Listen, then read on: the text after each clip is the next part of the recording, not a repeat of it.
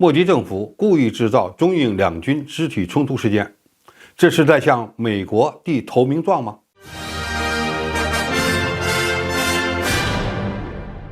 观众朋友，大家好，我是付天少。最近中印边境地区的形势有点紧张，中印两军在西线长期处于对峙的背景下，发生在东段藏南地区的中印两军肢体冲突事件，让很多人感到很突然。按照中方的说法，解放军在巡逻时遭到印军非法越境拦阻，我军应对措施专业、规范、有力，稳控现地局势。如果这只是一次偶发事件，那么基于中印3000多公里长的边境线，似乎也比较正常。但是印度方面随后的骚操作证明事情并不那么简单。一方面，印度军方表示，他们将于本月中旬在藏南地区举行空军演习，甚至已经划出了禁飞区。中印两军刚刚发生了肢体冲突，印度空军接着就要举行空军演习，难道这仅仅是巧合吗？人们很容易将其解读为印度军队有计划地向中国示威。另一方面，印度媒体最近几天正在大肆地炒作这场冲突，甚至将其称之为双方的交火事件，似乎表明他们要将中印边境的危机进一步激化。这就让我们不得不高度警惕了。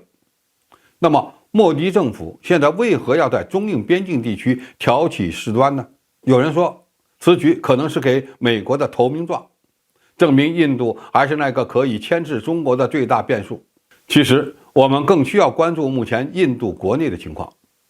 而不仅仅是美国与印度之间的勾结。据报道，莫迪政府当前正面临着支持率下降的危机，所以企图利用中印边境冲突事件来争取民意的支持，这的确是在玩火。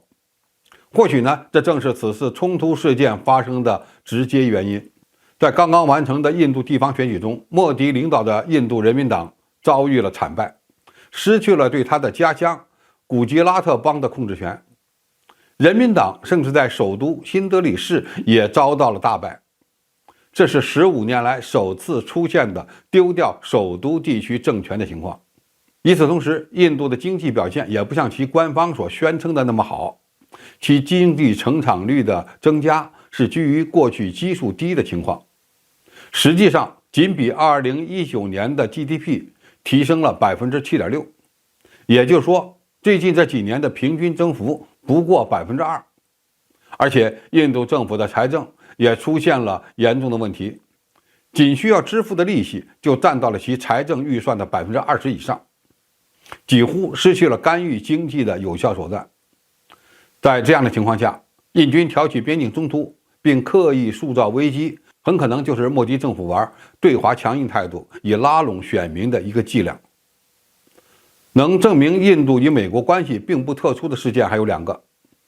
一是在印度海军新型舰载战斗机的投标项目中，法国的阵风已经在与美国的 FA-18 战斗机的竞争中胜出。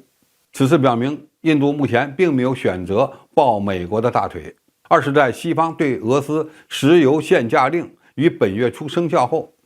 印度继续购买俄罗斯石油。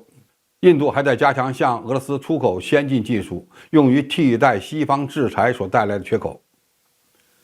与此同时，莫迪拒绝与普京进行高峰会谈，给出的具体理由是俄罗斯曾经发出使用核武器的言论。印度一边与中国发生边境冲突，一边给俄罗斯脸色，一边又不给美国面子，这其实都在证明印度是一个有自己大国梦的国家，而且要在大国之间搞平衡术。一直以来，莫迪政府都在利用与中国的冲突向西方证明自己在地缘政治中的价值，这并不稀奇。